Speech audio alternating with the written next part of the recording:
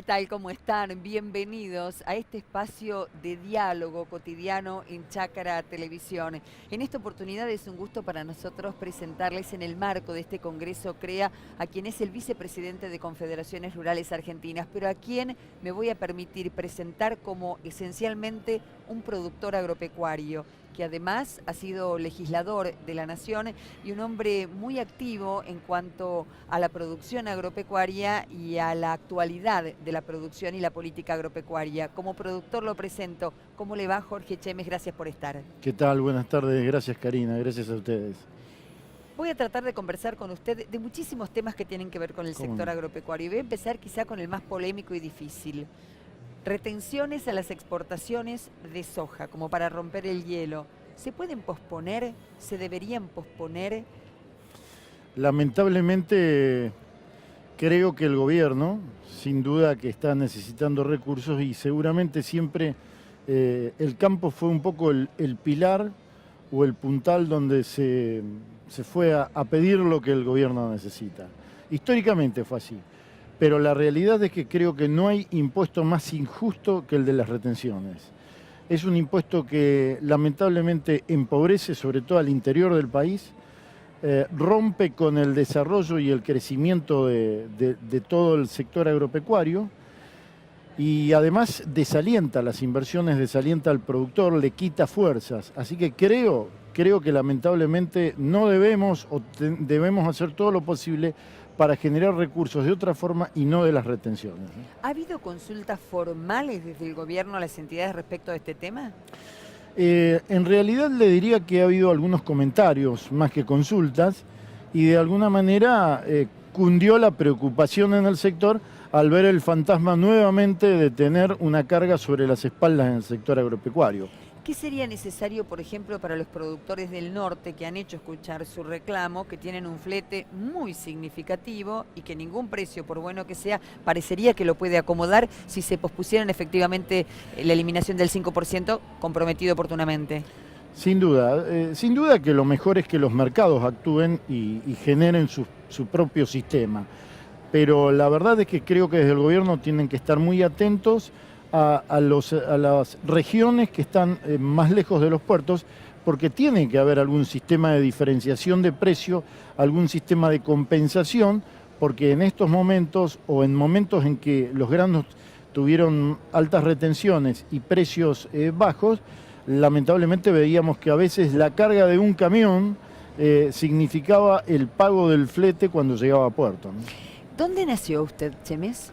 En realidad yo nací en la ciudad de Rosario, estudié solamente el primario y secundario y una vez que terminé el secundario alrededor de los 18, 19 años me fui a vivir al campo en Entre Ríos, en Nogoyá, donde exactamente en Hernández, porque si no mis amigos de Hernández me van a reprochar, pero exactamente en Hernández, donde viví a partir de los 20 años y actualmente sigo estando en contacto, ¿no? Nogoyá, quería llegar, es una cuenca lechera importante, entonces a usted le tengo que consultar como hombre vinculado a la tierra tambera, ¿cuál es la situación real hoy de los productores? Porque las últimas noticias hablan de una recomposición del precio internacional por encima de los $2.800. ¿Esto alcanza? ¿Hay que crear un fondo anticíclico, como por ejemplo señalaron los productores federados?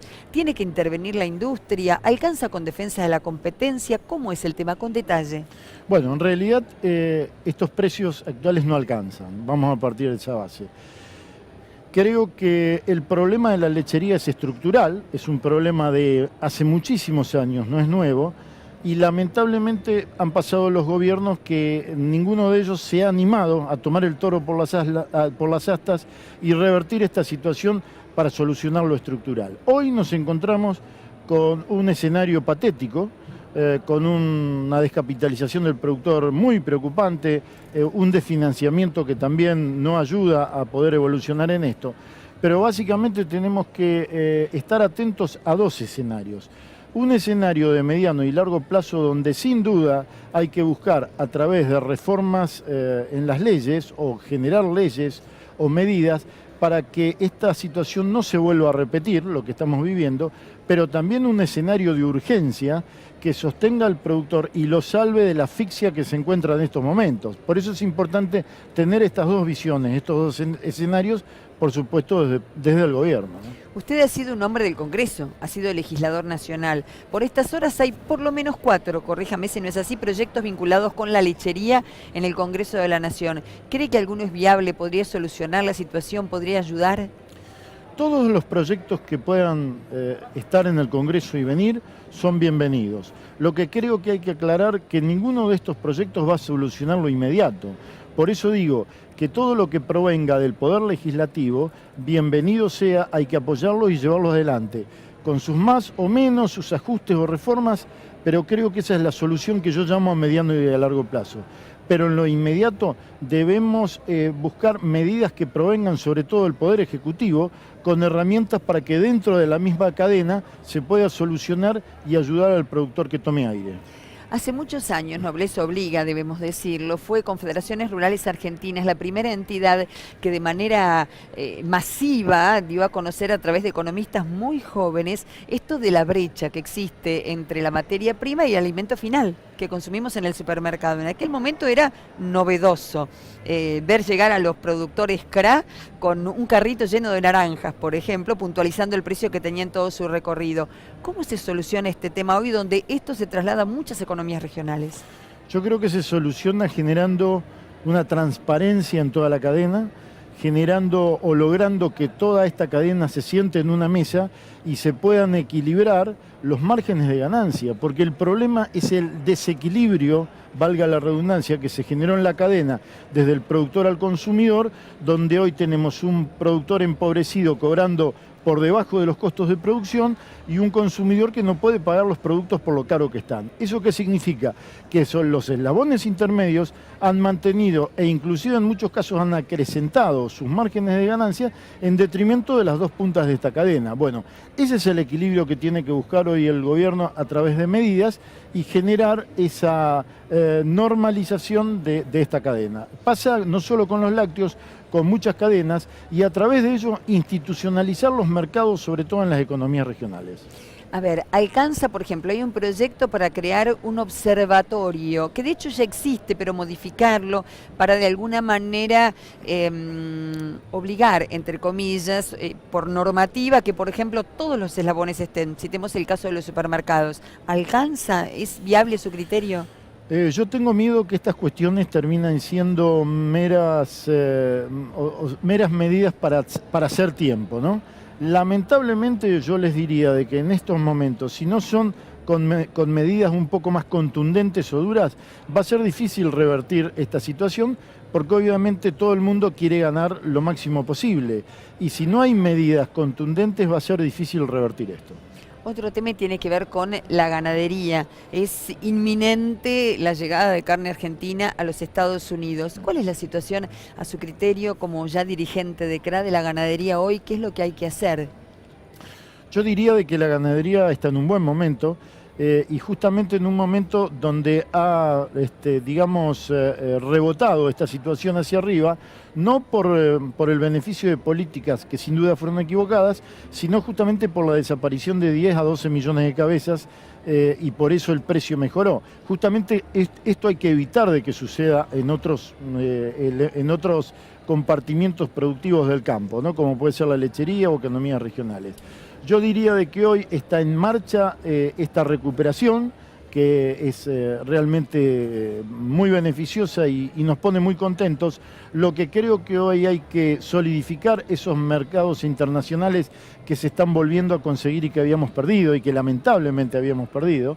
Bueno, hay que tratar de volver a recuperarlos, pero empezar a generar señales muy claras, señales contundentes para poder incentivar la inversión y el crecimiento del sector, que es lo que hace falta y lo que se perdió durante muchos años, ¿no? Oportunamente fueron FARER, que usted presidía, y CARVAP, y concretamente los jóvenes de ambas entidades los que llevaron adelante en redes sociales y en los medios una campaña muy fuerte para mostrar la necesidad de infraestructura en el campo, en caminos rurales, en rutas. ¿Cuál es la situación hoy? Es decir, ¿qué se espera, pero cuál es el hoy?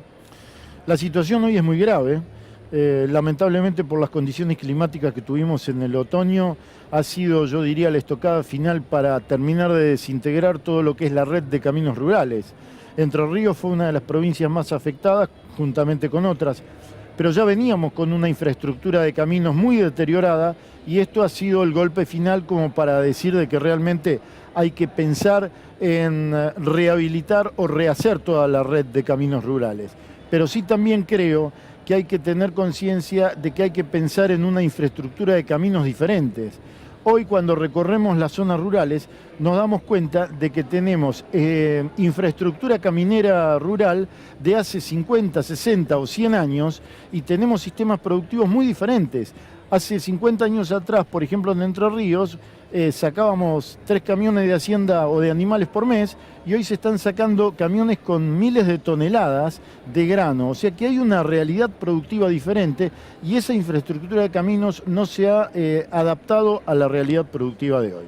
Entre Ríos ha sido muy, entre comillas, restrictiva y pionera, para bien o para mal, sin juicio de valor, en 2 o 3 cuestiones que tienen que ver con el medio ambiente. Por ejemplo, legislación respecto de la instalación de feedlots, por ejemplo, con el tema de ganadería de islas, muy complicado de 2009 para acá. ¿Cuál es su opinión al respecto y cómo debería, a su criterio, manejarse la situación a nivel nacional? Digo, no hay una ley nacional, por ejemplo, respecto del uso de fertilizantes. Yo creo que como todas las cosas hay que mantener un equilibrio y un punto medio, ¿no? Y tenemos que tener mucho cuidado de los extremos porque sin duda nos pueden llegar a generar equivocaciones muy profundas. Entre Ríos, como usted bien dijo, ha sido, digamos, pionera en muchos de estos temas e inclusive en su momento en lo que es conservación de suelos. Fuimos una de las provincias que primero empezamos a utilizar sistemas conservacionistas porque eran necesarios por las cuestiones naturales y ambientales que teníamos. Yo creo que hoy pasa lo mismo con todos estos temas. Creo que no hay que ser ansioso, no hay que entrar en pánico tampoco, pero sí creo que hay que darse el tiempo de discusión y de debate, sobre todo con la gente que conoce en el tema. Lamentablemente a veces escuchamos gente que no está muy instruida en la materia y fácilmente opina sobre temas que no son, que no todo es realidad. Por eso insisto, creo que nos debemos permitir tiempo, calmarnos y generar medidas que se transformen en leyes y que sean medidas contundentes, que tengan criterio, que tengan sentido común y obviamente que no afecten al futuro productivo que es fundamental para este país. ¿Cómo es el vínculo existente hoy entre cada una de las entidades nacionales del campo, de la mesa de enlace de entidades agropecuarias, tal su nombre formal, ¿verdad? Es muy bueno como siempre fue muy bueno. A veces creo que... ¿Hay coincidencias en las diferencias? Sí, yo le diría de que obviamente que tenemos diferencias de opiniones en muchas cosas, pero somos gente adulta y con un criterio como para poder aceptar desde los diferentes lugares lo que no estamos de acuerdo. Lo importante es que creo que el objetivo final del desarrollo y el crecimiento del sector agropecuario está muy claro para las 4 entidades. No hay ninguna duda hacia dónde apuntamos y eso es lo importante porque es la levadura o es el basamento para que realmente las 4 entidades representativas de la mayor proporción de los productores podamos ir hacia adelante y brindarles un marco de defensa al productor o de apoyo bueno como el que se necesita. Podremos discutir, vuelvo a insistir, en miles de cuestiones puntuales, pero la verdad es que cuando necesitamos ponernos de acuerdo siempre estamos ahí presentes. Impuestos. Un palabra. tema que desde hace muchísimo tiempo se viene abordando. He escuchado en distintas entrevistas que he hecho a lo largo de todos estos años la necesidad de una reforma impositiva integral, la necesidad de que no haya más superposición de tasas, impuestos y demás. He escuchado a analistas, a tributaristas. La voz del productor. Hoy muchas cosas cambiaron. ¿Qué debería cambiar en materia impositiva? Yo creo que fundamentalmente es lo que usted acaba de decir. Nos debemos una reforma impositiva a nivel nacional profunda Creo que hay que generar un ordenamiento en lo que son los impuestos nacionales, provinciales y municipales. Hoy nos encontramos con superposición de impuestos a nivel nacional y provincial que realmente a veces es aterrador. Vemos cómo un impuesto provincial, como la evaluación de un inmobiliario, implica un aumento de la carga impositiva en bienes personales a nivel nacional. Por eso digo que dentro de esa reforma lo que tenemos que generar es un ordenamiento y un estudio profundo para evitar estas superposiciones. Y por supuesto generar una carga impositiva acorde con la rentabilidad. En muchos momentos, y el campo tiene autoridad para decirlo, ha soportado durante años sobre sus espaldas cargas impositivas que estaban por encima de las posibilidades de pago y de las posibilidades de rentabilidad. No es fácil explicarlo en pocos minutos, pero sí creo que el gobierno tiene claro de que a partir de este momento debe generar una reforma impositiva. Creo que desde el gobierno se está pensando en esto y cuanto antes venga, bienvenido sea, ¿no? Hace algunas horas conversamos con el presidente de Cartés, que nos decía que si en algún momento el productor cayó, entre comillas, ese fue el término que utilizó, en el monocultivo, fue precisamente porque los otros cultivos no le permitían la rentabilidad mínima para desarrollar su actividad y llevar adelante su vida cotidiana.